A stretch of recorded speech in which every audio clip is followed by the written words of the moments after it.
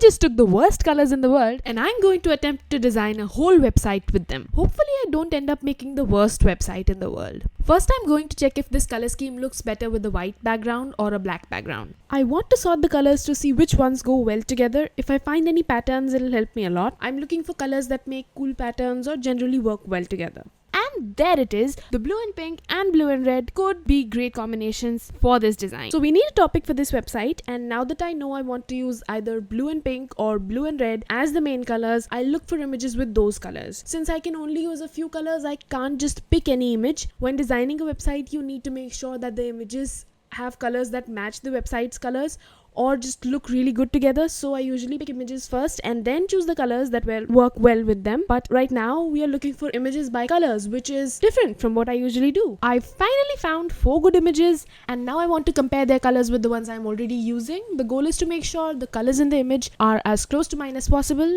although it is hard to find the exact color match from a random picture online. Anyways, I don't want images to bring in any extra colors, and the flowers have all the 5 colors in about the same quantity, which is actually not a good thing because that means we don't have any main colors. We'll just pop this image into a rectangle and put it at the back of everything. I'll give the camera a name. I'm trying out different fonts to see what works and what doesn't, and I've picked the font Impact. It's thin, bold, and nice.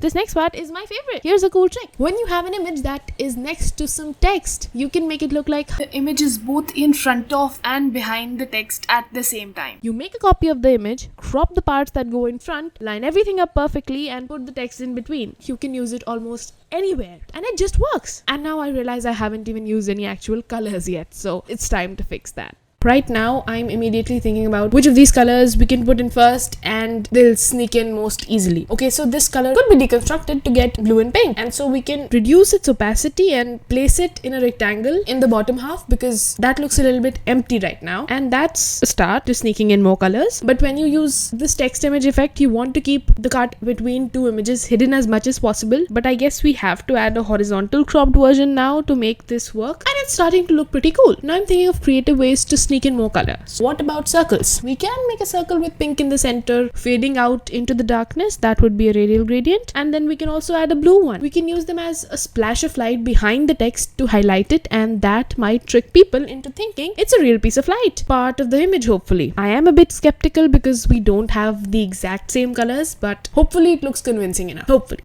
Okay, so I'm done with 3 colors and 2 are left. These are the most difficult ones to use because I have no idea where to put the last color. It is infuriating how I have no idea where to put this last color. Anyways, one way to sneak in a color is to add it to the logo, but I won't put more than one of these colors in the logo because there is no way these would look good together. So I'm not using more than one color in the logo. You know, this red could work for highlighting a part of the logo. The bottom line is pretty empty and it could use some sort of navigation, so we'll set up the inactive tab color to be the rough gray purple, which is in our color palette again, and I also need to give the people an option to buy. And now that I'm thinking about it, a buy now button would look good in red because it catches a lot of attention. So I will use the red from our palette here and change the logo's color to be the dull gray green because it blends better, and I don't like the numbers of the Impact font. They're terrible. So I'll change the font family of the numbers to be CLUELESS. This is great. And that's it. This looks insanely good for the worst color palette in the world.